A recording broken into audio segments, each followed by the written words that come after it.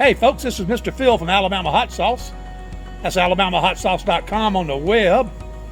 I was here today in the kitchen, and today is the day for my monthly inspection of ferments. So I've opened up about 17 or 18 containers of ferment. I have checked the pH in each one of them. I have taste tested each one of them. I've thoroughly visually inspected each one of them. And I skimmed any comm yeast if there was any, and I did have a couple containers with comm yeast. No evidence of mold. I don't expect there to be any because I take a lot of precautions with my peppers when I buy them, after I buy them, as I'm chopping them, as I ferment. We do clean here at Alabama Hot Sauce. I'm going to show you a little look at my pails and talk a little more about the inspection. All right, folks, here we are overlooking the little storage area I use for what I call new ferments. These are ferments that have not gone into the aging process yet, hadn't been put in cold storage. We've got about, total today, I tested 11 or 12 or 16 maybe buckets. And what I do on inspection day, I do it every 28 days, is I open up each pail of ferment that's older than 2 weeks, and they're usually from 2 to 10 weeks old. And I look for 4 things. First, I scoop off any comm yeast that might be on the top of it. I get it from occasion, but not very often. Then I test the pH, both of the fluid in the bucket. Then I grind a strained sample of the peppers and test the pH of that. Those two should very closely compare if the fermentation is proceeding like it should. If they don't compare, you have to figure out why that is, because that means that the inner surfaces of the pepper, for one reason or another, are not getting fermented. We don't like that. In all the cases today, the equilibrium ferment was exactly like the fluid ferment, which is wonderful to me. So in addition to that, I take a taste of each one of them. Remember, I'm not fermenting because I like fermenting. I don't like fermenting. It takes too much time. It costs too much money. I would magically love it if the peppers came off the plant like they're supposed to taste, but they don't, so we have to ferment. I ferment for taste.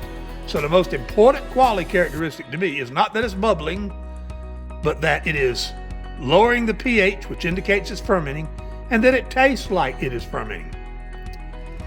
Now today, I had to do something a little different. I opened up a couple of buckets that just looked so good and tasted so good.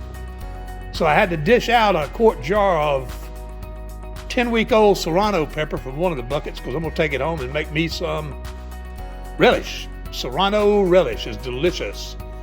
In addition to that, I had a special barrel I had to pick out, or bucket I had to pick out, to make the special Biker Billy Jalapeno relish for one of my farmer's market customers that called and wants 12 quarts of it. That's something I don't make to sell.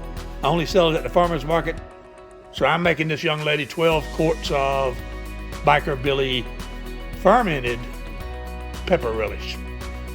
But anyway, that's my fermenting area. Now, I also today moved 6 or 7 buckets that had plenty matured. I removed the vent cover off of them.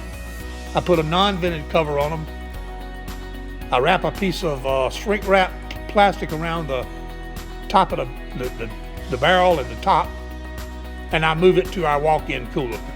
And there it'll sit and age for anywhere from a month to, I've got some in there I've been aging a year. So I have some sauces that I need the aged taste and some that I don't. It is important to get them in that refrigerator so if there's any residual fermentation left, it stops. Remember, it's not good for something to continue to change in flavor. People call that developing character. That's not character. When I make a sauce, I want to know how it tastes, and I want my customer to taste the same thing from the first drop to the last drop in the bottle, from bottle to bottle, from month to month, and from year to year. That's why I think it's very important to taste test, to have a strict process for when you move things in and out, to have a strict aging process. But anyway, that's a look at the fermenting buckets that I've tested today, and this was also fun. All right, folks, I want you to just look down here and see how beautiful this mash is. This is 50 pounds of Biker Billy red jalapeno pepper mash. There's no standing liquid in it, but everything is wet. It's been under a vacuum for its entire 10-week life. And I gotta tell you, I took a taste of this stuff while I was doing the inspection, and this stuff is absolutely beautiful. This pepper right here would normally go to a hot sauce, but in this case, the vast majority of this is going to go to a special request for a customer. I have a recipe that I've done at farmers market days. I've never sold it on my website, but I've got a recipe for pure jalapeno relish. It's simply jalapeno mash, about 7% vinegar, a few spices, and a little bit of added salt. And this customer made a request for a whole case of this in quart jars. So I'm probably going to get in here tomorrow and use this particular bucket of mash and make this for the customer. This bucket tastes really, really good. It's also not exceptionally sour, so it'll make a very, very good, I think a very good relish. So I'm going to do that for this customer, but this is typical of the mashes I get after about 3 or 4 weeks, even though this one's been going 10 weeks. These were gigantic peppers, and it's taken a while for the pH on these things to get where I wanted it to be. So I think this is absolutely great. This is an example of what you can do under vacuum. I mean, you can make some absolutely beautiful mashes when you use vacuum. And I would encourage anybody who's considering doing a mash to use vacuum, because like I say, it's a wonderful technique. All right, folks, we're back. I want to thank you very much for joining me on this little review of our monthly ferment inspection. Like I said several times in this video, it's my favorite thing I do. I love looking at the progress of the ferments. I love tasting them. I love seeing that pH dropping. And I love seeing these peppers get ready for the main event, which is a fabulous Alabama hot sauce. I think you'll agree with me that that red ferment in particular, those Biker Billy jalapenos, are just absolutely beautiful, and they are delicious. Look, folks, appreciate you joining me for this video.